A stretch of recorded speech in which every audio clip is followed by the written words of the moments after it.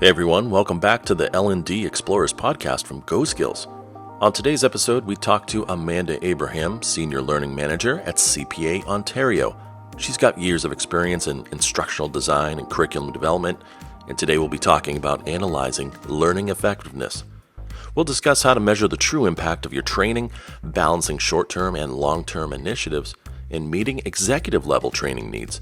I'm Dan Gorgone, course producer at GoSkills, and I hope you enjoy this discussion. Hi, everyone. Welcome back to this episode of the L&D Explorers Podcast. My name is Dan Gorgone. I'm the course producer at GoSkills. Joining us today is Amanda Abraham. Thank you for joining us, Amanda. Thank you for having me, Dan. So, a senior learning manager at CPA Ontario. Lots of experience, years of experience in instructional design and curriculum development. And you currently lead a team of, you've got IDs, devs, editors, all creating e-learning content. Isn't that right? That's correct. Yes. So I actually joined CPA Ontario about 18 months ago. And during this time, it's been interesting because this is the first time I've had a formal people management role. And I've had so many people reporting to me, both contract and full-time staff. And so I do organize and handle kind of the work that goes into creating e-learning certificate programs with the help of these staff that you've mentioned before. Yeah.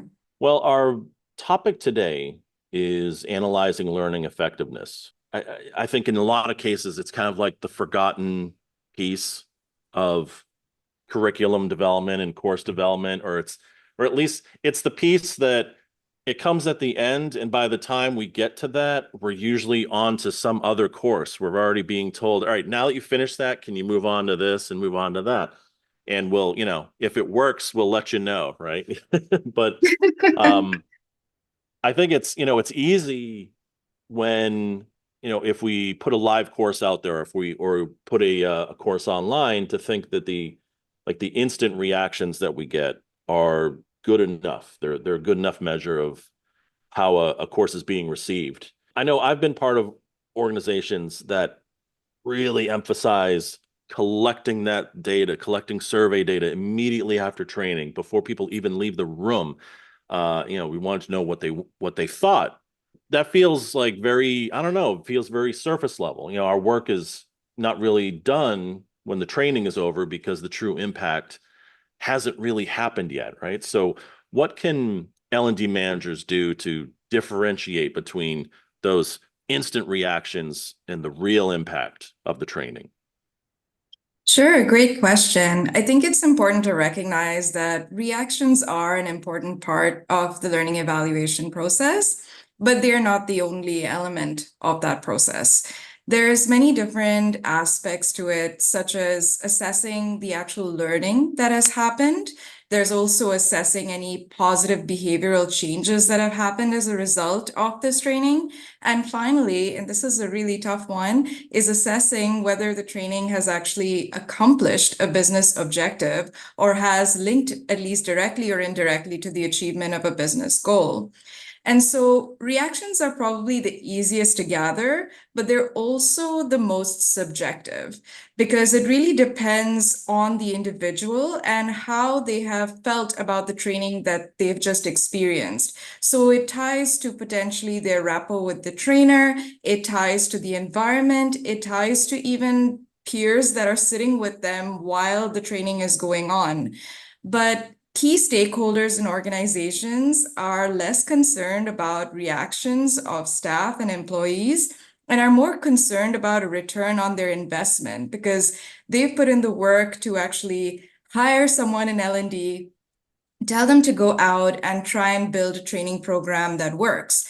And so they're more interested in what exactly have these employees learned as a result of this training. Can you show me what the knowledge what that knowledge lift looks like?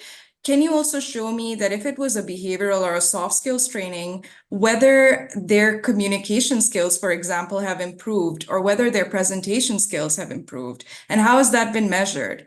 And finally, if it doesn't link to the achievement of a business goal, the value of that training is going to be pretty minimal as far as senior executives and senior stakeholders are concerned. So you put all this great work into designing a wonderful creative experience, but you don't get the recognition or the results that you're looking for. Right. And you've mentioned a couple of really key things there. And one of them that I'm really going to jump on is the involvement of executives and the senior executives and the leadership. This idea of building something that resonates, it's always something that's, I think, is really important to instructional designers. You know, we want our stuff to be valued. We want our stuff to make a difference. But, you know, make a difference. What does that mean? That leads to the question of the metrics that get measured, which you talked about, but also to have a better chance of these things of succeeding, we need to know what are those business goals that we're trying to affect. So to get the greatest impact from our training, we can't develop these things in a bubble. We need to align with corporate initiatives, and we need direction from leadership. This seems like that would be the best case scenario. How do we ensure that we get this support? Because I bet that there's a bunch of curriculum developers and instructional designers out there who are saying, yes, I've been told what to build, but I need more. I need more direction. I need to know what are the specific things that we're trying to affect. So how do we, build that bridge between the people building the things and the people who are looking for those results? That's an excellent question. And it's a question that I've encountered in my L&D journey, especially earlier on. And I think one thing that's helped me is to really look at the strategy, the vision, mission of an organization before I start planning out my L&D strategy. And so when I have an idea of the mission, the vision, and I look at the business goals, now how do I find out about those business goals? That's a tricky matter. But oftentimes there's an HR business partner or someone in HR that handles the entire performance management process for the entire organization who will have visibility into those goals. And L&D as a function has to work very closely with that HRBP, whoever that is. It may not be called that as a title, but it's whoever in HR who's in charge of performance evaluation, for example. Now, when you get an idea of what the business goals are and how they've been kind of targeted down to different levels of the organization, you get better visibility into what the training is hoping to achieve. And that's where your design process comes into play. I can give you a very good example of a training that I developed back at a large professional services firm. And I knew that a business goal was to, of course, grow the organization by 20% over the next 3 years, for example. A part of the learning options that had been presented to me was you need to ensure that our directors get good business development training to ensure that they can bring on new clients, elevate the sales that they have with existing clients, and therefore contribute to that growth we're expecting to see over the next 3 years. Now, at that point, it gave me some indication that, oh, so this is the problem we're trying to solve. There is an ask from senior leadership to grow the organization. One way in which they're going to do that is by upskilling directors. But how do we upskill these directors? Business development is a huge topic. What do you actually do to support these directors? And so I actually pushed for a meeting with the CEO, and I had a long conversation with him. And I asked, what specifically are the gaps you're seeing as far as business development goes? What are the issues you want me to target in the training? And how will you know if the training is successful? And we came up with some key metrics that over the next year, they needed to bring on at least 3 new clients each. And there was a lead conversion ratio as well that we put in the metrics, which went into their performance goals, which ties back to the performance management process, which you will need the HR business partner for. So it's all linked, and you need help from many different sources to ensure that you have an aligned, crisp, and a measurable learning and development strategy. And so you cannot build a training and then backtrack and try to assess it. You should already know what you're looking to assess before the training even happens. And that will save you unnecessary time, stress, effort, and energy once the training is over, wondering what do I measure and how do I capture it when the training is over and done. So that's one way I think it's important to get in touch with the various key stakeholders and build a program that fits. It's a great point. It kind of brings to mind this idea that one size does not fit all. You know, whatever worked at another organization isn't going to necessarily work at yours, especially if you're a instructional designer, curriculum developer who's been, you know, moving different places. The ability to get the buy-in from your leadership in the form of information and guidance is extremely valuable, not just for you, but for all the learners in your program. You know, our business goals are these, and we want to affect these KPIs and these metrics and so on and so forth. And you think to yourself, fantastic, I know what we want to do. How do we get there? There's never going to be a perfect course that you build that's going to take care of all those things. So whether it's 3 KPIs or 5, or even just one, you're going to need to build a program. You're going to need to build something that levels up people from the basic level to intermediate to more advanced, something where they can, if they're being onboarded as total newbies, or being transitioned from a different part of the company, or someone who's being brought in to kind of lead the charge. How do you build a program that keeps those key metrics in line, those goals, but speaks to all the different parts of the audience that will potentially be served?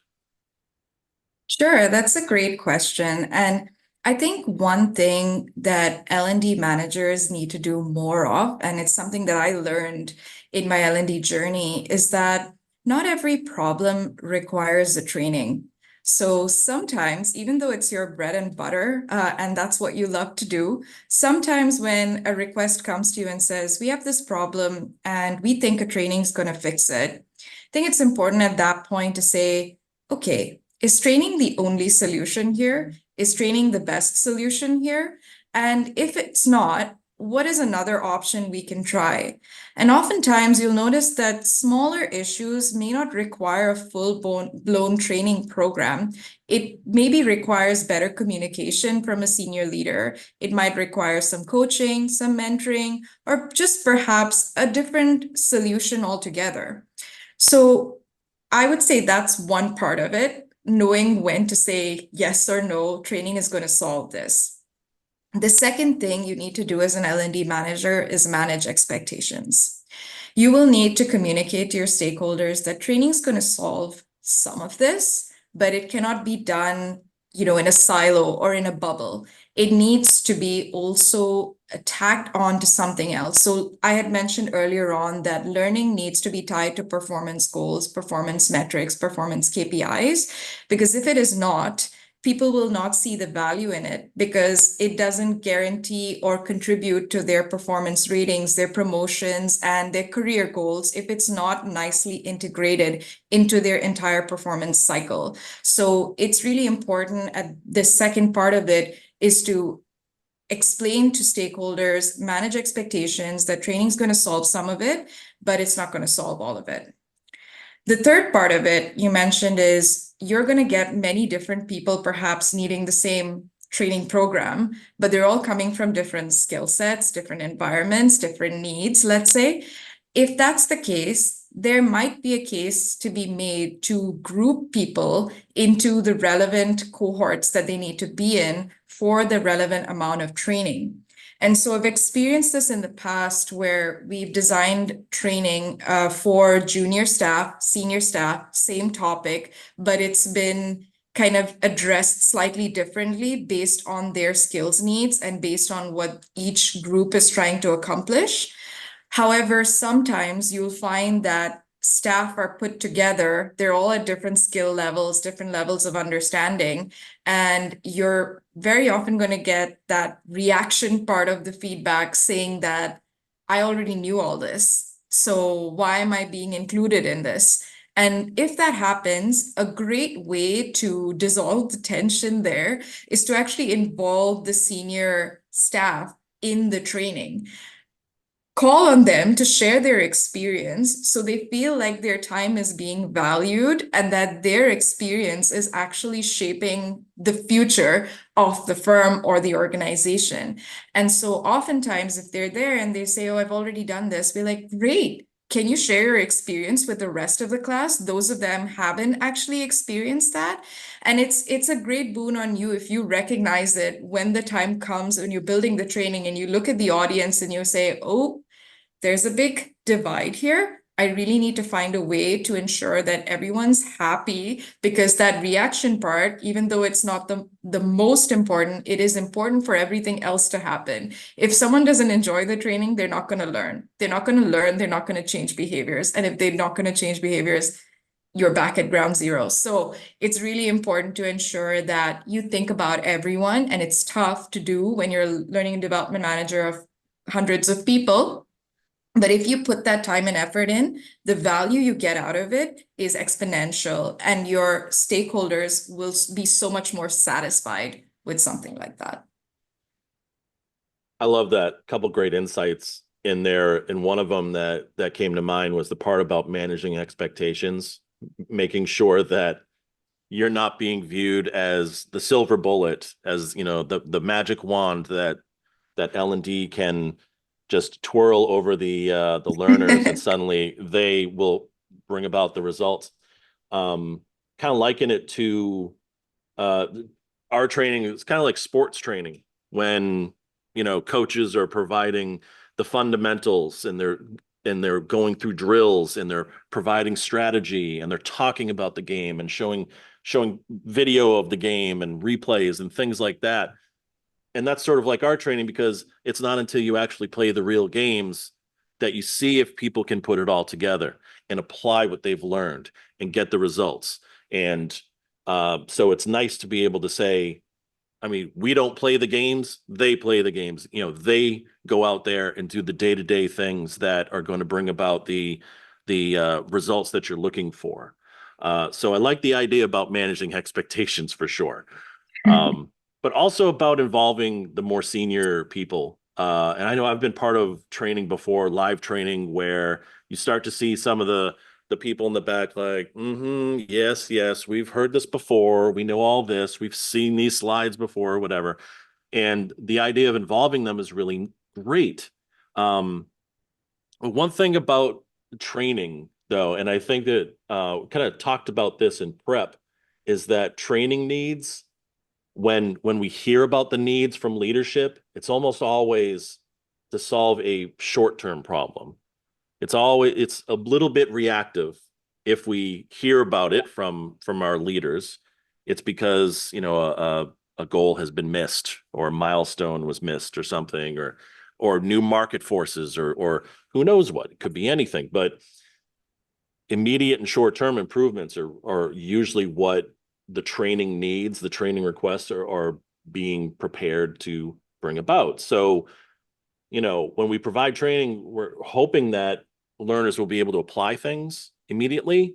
But certainly there's a reason why it's called continuing education. It's because they're going to Yes. be continuing this hopefully for years and years to come. So from your perspective, can you talk about that? Like, how do we balance this idea that this is training, this is a program that we're putting together that's supposed to serve people for years and really help them develop their skills over their entire career with you. How do you balance that with the short-term needs that come up when the leaders say we need to improve these right now? Correct. Yeah, no, that's a great question. And it is something that I've faced before. And I think it's really important to start with a robust L&D strategy that aligns with the 3-year strategic plan for the organization and firm. Many organizations and firms even have 5-year strategies, 10-year strategies, and very often they'll talk about it at town halls, or they'll speak about it at leadership meetings, or they'll email you, they'll put it on their website, whatever they're willing to share really early on. And you as an L&D manager, you would need to take a look at those strategic goals for the next few years and start to think about, okay, I need a proper strategy that focuses on different levels of the organization and the achievement of these goals. And in some organizations, there's a very linear career pathway. You know, it goes associate to senior associate to manager to senior manager to director. And so you know that those are really the only titles you're going to be seeing year on year and year. And you look at what is it that someone needs at the associate level to eventually be promoted to the senior associate level, and you design training that is going to be consistent and helpful no matter who joins the firm at that level. You'll take a look at senior associate, you'll do the same thing, because a lot of firms don't promote people until they're already exhibiting the characteristics of the next grade or the promotable level. So for us, it's really important to look at the L&D strategy and build a curriculum based on the grades in the organization if such a linear pathway exists. Another thing to recognize is if you get short-term kind of requests, that's still fine. It can still be part of your L&D strategy. Your L&D strategy can be the year-on-year training. It can be theme training. It can be short-term requests. It can be, technical training. It can be soft skill training. It could be leadership training. So when I build a learning and development strategy, I usually look at 8 different dimensions, and I allocate like time to each dimension. And again, it's really about managing expectations, pushing back if training is not really the right solution for a particular problem. And if it is, giving a timeline that seems sufficient to the organization, but doesn't burn out the L&D team as well, and still allows you to keep rolling with your strategy. The great thing about L&D and HR folk, though, is that they tend to be very receptive to people's needs. And so whenever a kind of a request like this comes, the first thing you're thinking is, how can I help make things better? As opposed to, we already have so much that's on the go. Like, how am I going to address this as well? It's all because it's to do with enhancing people, elevating people's skills, right? So for me, what I've noticed in the past is if it's small requests like this, you should still address them, but it depends how you address them. So number 1, training required. Number 2, should I manage expectations as to when this is going to be possible? And number 3, how does this kind of conflict with what's already ongoing, and managing those expectations with the key stakeholders? But short-term requests are always going to come up. I don't think we're going to exist in an ideal world where everything's going to be perfect and we're never going to get a request that's outside the scope of our strategy. But it is incumbent upon L&D professionals to be able to adapt in those situations and provide the best solution to ensure that they address that particular gap. A couple more questions, and sticking with that theme of analyzing training effectiveness. I think we touched upon it a little bit, this idea that we're going to have people in our organization who are at different levels.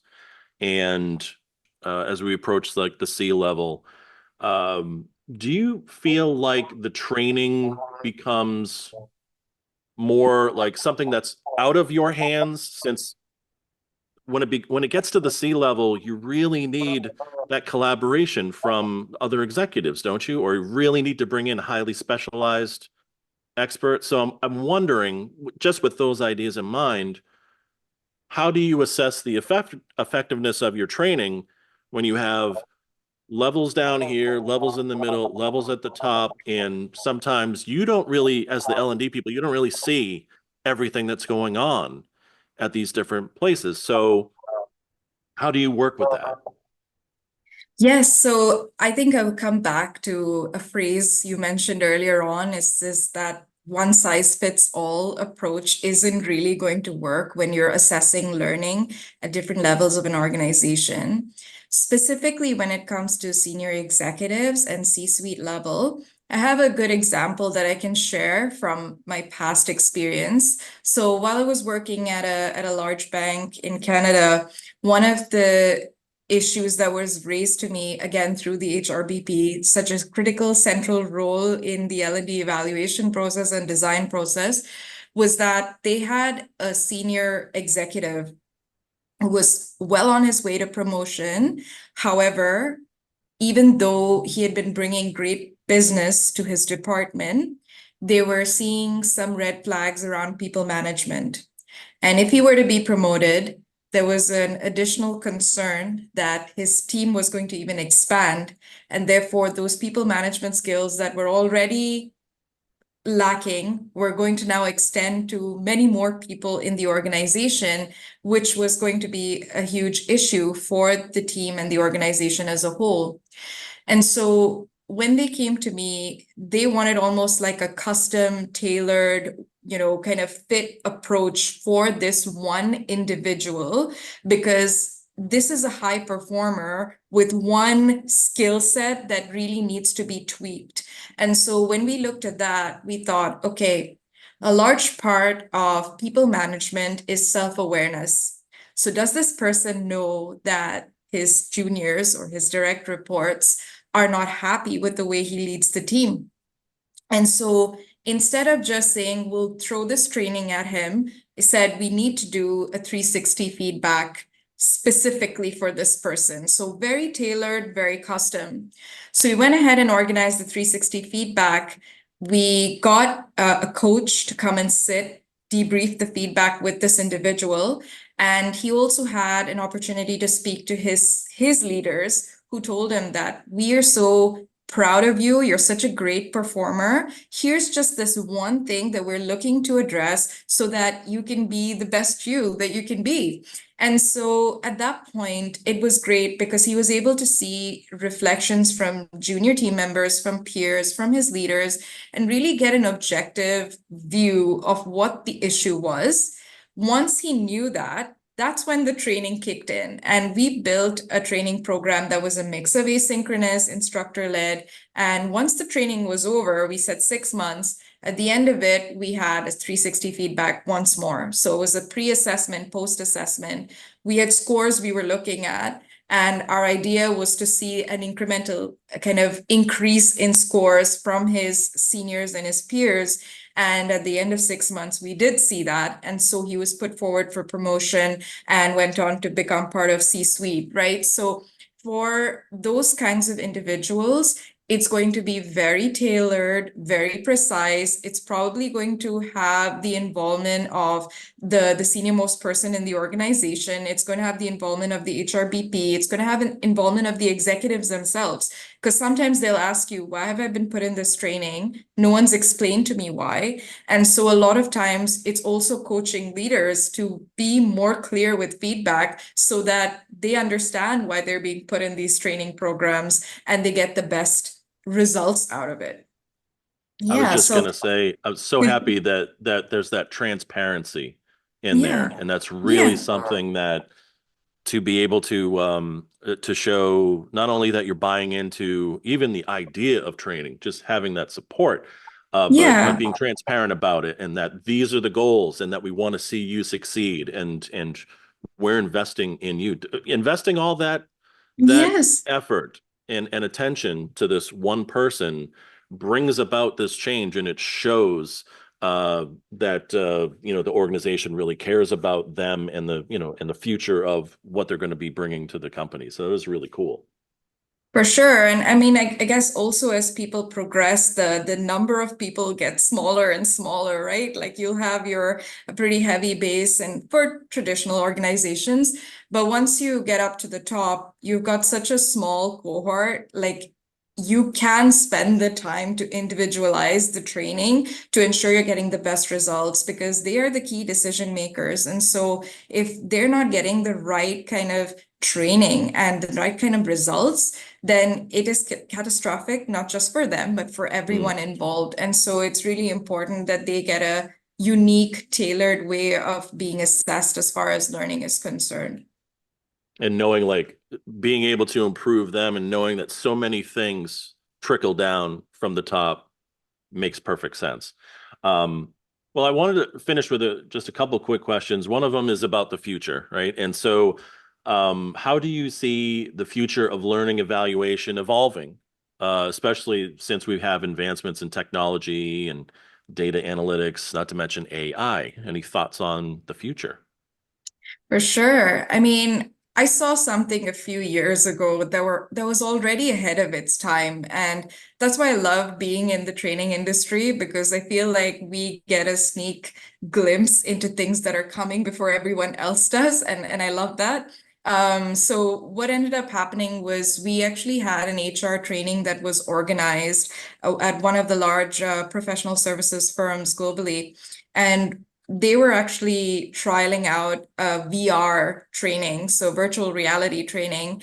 And the way that they assessed whether their training worked was through the VR headset. They asked people managers to terminate an individual's employment, a fake individual, of course, but this is over VR. And the way that the program was built was based on the tone of the manager, the way that they were speaking, the individual who was being terminated would react.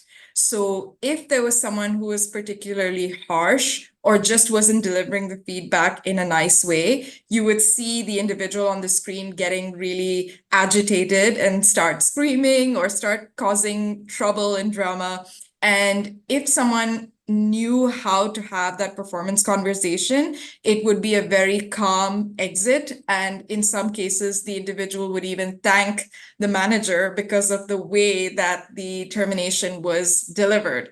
And so that was a way to assess whether the people management training that they had done obviously didn't have the outcome of terminating people, but it was about having difficult conversations. And this was definitely one of the most difficult conversations you can have. And the assessment score pulled up, what did you do wrong? What did you do right? And it gave a full record to the stakeholders who could look through and say, okay, this manager might need some more coaching as far as empathy or as far as communication goes, whereas this manager might require something else. And so that was such an interesting but expensive way to evaluate. So I do know that once technology comes in, some tools can be pretty expensive to onboard. So it's not for everyone, but they can be pretty helpful.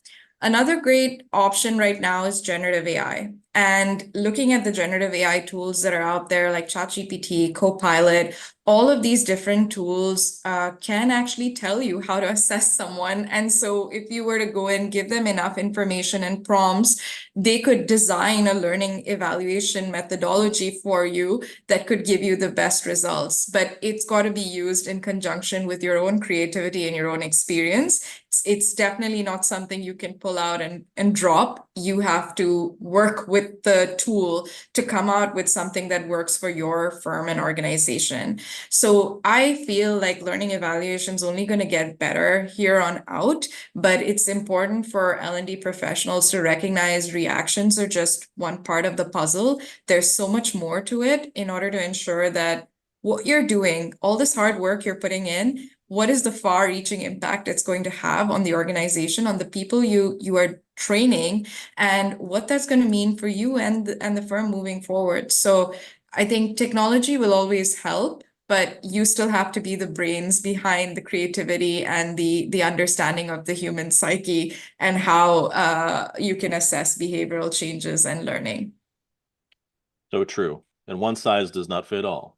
You have to Definitely. really, really work with that.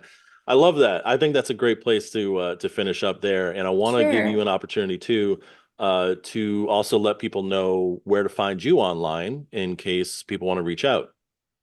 Sure. Thank you so much. You can definitely look me up on LinkedIn. My profile's open. I'm always excited to make new connections.